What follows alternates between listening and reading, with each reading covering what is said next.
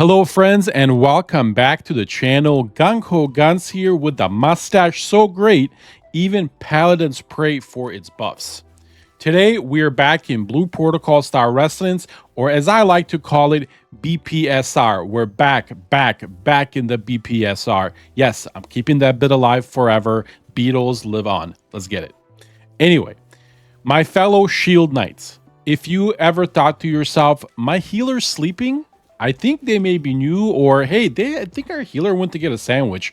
This video is for you because do not worry. This build, as I like to call the Paladin build, you won't need to rely on them as much anymore. This setup will let you tank literally the entire world, heal yourself, and look just majestic while doing it. I know a lot of you have reached out to me about a new build for tanking. Well, this is it. This is the one that I've been running since day one, and I hope that you guys enjoy it as well. It's fully updated, it's fully tested, and I made it to be an immovable object. So my fellow paladins, grab your shields, polish that mustache, and let's get into the build.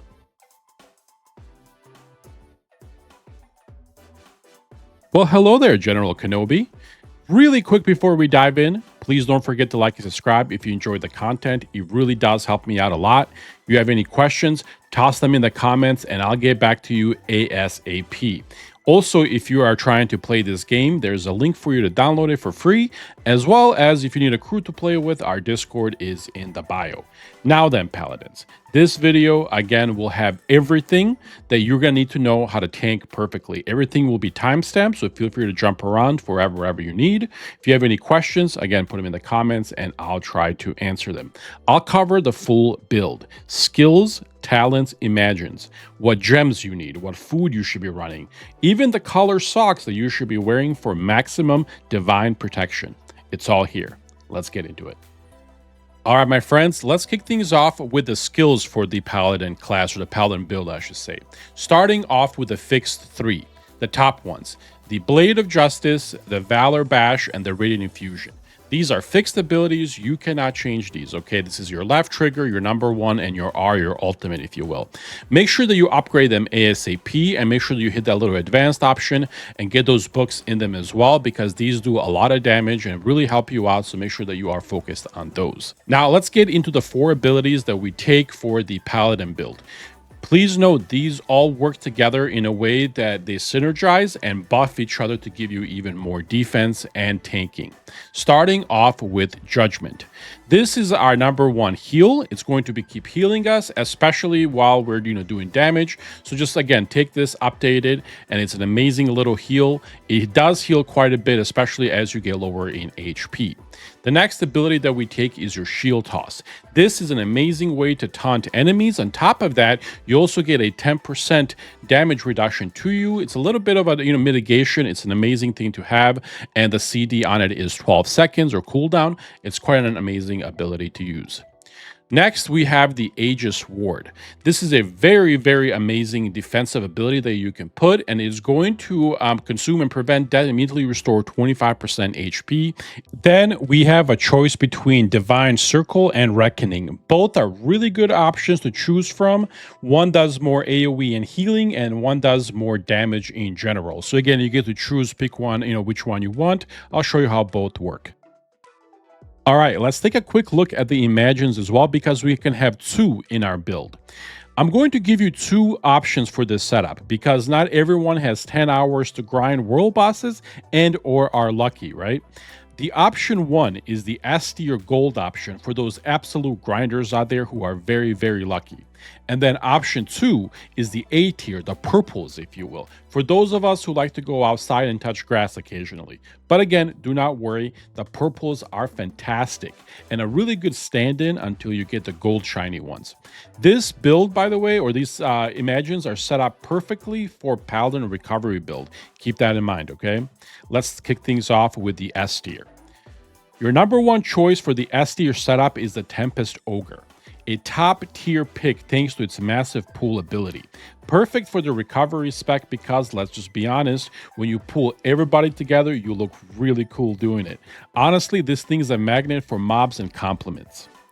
And you want to partner up the Tempest Ogre with the Frost Ogre. This one slaps, my friends. It really slaps. Its active deals huge damage to the resilience bar of mobs, elites, and bosses. It also gives you a resilience break efficiency bonus for up to 90% for 20 seconds. And its passive is even better, adds 50% on top of that. Translation, bosses crumble faster than a Jawa in a sandstorm. Pretty good, right? Anyway, let's go now to the purple side of the A tier, if you will. The first choice here is the Maku Warrior, and this is really easy to get, by the way. Every time that you crit, which is quite often, it will trigger a mini earthquake. It's on a 5-second cooldown, and since this is an epic, it's way easier, again, to obtain and level. Free earthquakes, yes please, am I right? And you want to partner up the Maku Warrior with the Mighty Colossus. And again, this one is basically a freebie. The game will literally give this to you for free.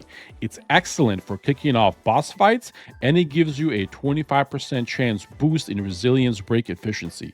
Simple, reliable, and doesn't require you to sell your soul to RNG or rely on any of that stuff. For the talents, I'm going to put up a picture for you guys so you guys can copy it. I'm just going from the top all the way to the bottom, as you guys see, and I am following this. This is what I had in beta, and it was just perfect for this build. I suggest that you guys do the same. Here are the stats that you should focus on. Your number one is strength. It's going to give you the most benefit to this build, then crit, then versatility, and then finally mastery. You should always, when you are picking and min-maxing your gear, and you're getting your yellow gear, etc., you should make sure that you have 1, 2, or 3, or all 4 of these on your gear. Next, I really want to talk about the gems, because this is, again, also important if you want to have the perfect build. Right now, you can get the emerald gems. You can easily make them if you take gem crafting, and they give you 10 mastery. But as of tomorrow, and as you guys see right here, as of tomorrow, this is the first 7 days. Tomorrow is day 7, by the way. So I'm going to have 1 point just to open up this thing right here. And you want to get tomorrow, you want to get the Emerald Power 3. Okay, and it is like the little triangle here. The reason you want to get that is mastery and strength. Remember, strength is a very positive thing for our build, as is mastery. 2 out of the 4 stats will be in this one. And then eventually, I want you guys to get the Emerald Power 5 when this does unlock. And then again, this is, I believe it is going to unlock 26 days later. So again, we have some time before that. But again, I want you to kind of get yourself ready for it. And you want to get these ASAP. Again, this is more for the Paladin build because that strength and mastery is very important for us.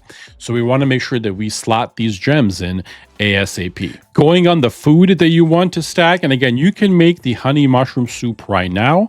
I have a lot of them, and again, this is just the green. You have a chance to get the blue one, and it's a lot more armor that you can stack for 30 minutes. And again, it can duration up to 720, which is a lot.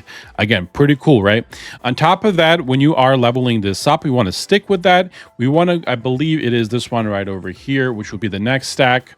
This one right here, and this is again like the middle one that's going to unlock tomorrow or the day 7. And again, you want to stack this one, and then eventually you want to make your way over to the spice room soup. This is the one that I'm going to be stacking for that extra armor to be extra tanky. That way nobody's going to be able to kill me. All right, my friends, let's get into the 2 rotations I'm going to show you. Now, I'm going to show you the more DPS with Reckoning, and then I'm going to show you the one that I also play when I'm in like heavier boss fights. They're both really good, by the way. It just depends on which one you like to play better.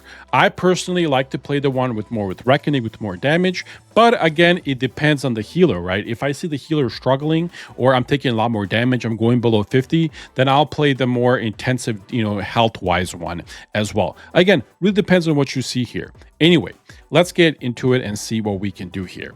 Now, the first rotation, again, I'm going to give you is the Reckoning one, and I'll put it on the screen for you, and then I'll talk about it a little bit so you guys can understand how it actually works. The rotation is very simple. You always want to start with the Imagines. The reason, again, for that is the Colossal. You want to get that Colossal up ASAP because you want to get that passive going right away. After that, you have a choice to make. You can either use your Aegis Ward here, or you can hold it for a later challenging fight. Personally, I recommend holding it for later on. But again, if you don't know the fight, it's okay to use the Aegis Ward here. It's not the end of the day. After that, you want to use your Shield Toss. This is, again, going to give you that 10% damage reduction, and it's going to taunt everybody, especially if there's a lot of ads. This is really, really good. Now, this is the main part here after that. You're going to want to use a combination of your Reckoning, Valor Bash, and your basic attack, Blades of Justice, until you have 45 photon energy, just like so.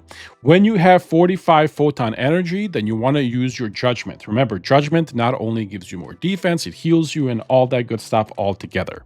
Now, here's a really good tip too. If you don't want to keep an eye on it every time, you can just bash your Valor Bash, your Reckoning, and Blades of Justice until you have 90 plus photon energy, and then you can hit him twice with Judgment.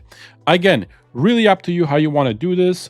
It depends on your play style. Me personally, I like to do it at 45, but again, sometimes I'll miss it and I'll see that I have 90 plus photon energy. Then I'll use 2 Judgments for the extra heal and all that good stuff as well. Now, here's the good part here. After you use Judgment, there is a chance that your Condemn will activate. It's one of your passives. If it activates, you can spam your Blades of Justice, your basic attack, and again, that's going to do a lot of boofus and a lot of really good stuff. Pretty much when you do that, you're going to pop your ultimate right after that, and then you're going to repeat that entire thing until everything is on cooldown. When everything is on cooldown, again, you're going to use your auto attack, your Valor Bash, and your Reckoning until you get that 45 photon energy once again. And you're just going to repeat that the entire time. Super easy to play. The second rotation is even easier, and this one was a Divine Circle. Again, you remove that Reckoning for Divine Circle, so you don't do as much damage, but you do a lot of AoE, a lot of healing, and all that good stuff. Everything's the same, except after Shield Toss, you do Divine Circle, and then you do a combo of Valor Bash auto attacks till 45 photon energy, and then Judgment at 45, and so forth and so forth. Once you do the ultimate, you can just literally do Valor Bash, Judgment, Valor Bash, Judgment. That passive should come up and you should be able to do it. I'm going to show you here really quick when I pop that here. I mean, it is just super strong, but there's so much healing that happens through here that, again, if your healer is struggling and you're in the very last boss fight, this build right here might actually save your life. Anyway, all right, and that is it for my Paladin build. As you guys can see, my ability score and all that good stuff that I am using. And again, feel free to copy and go through all of this. I don't think I missed anything, and if I did, let me know in the comments, and I'll definitely help you guys out. Try this build out, guys. I promise you that Paladin is super strong right now, especially at this stage of the fights.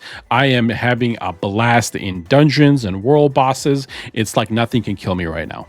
Anyway, see you in the next one, folks. Take care, everybody.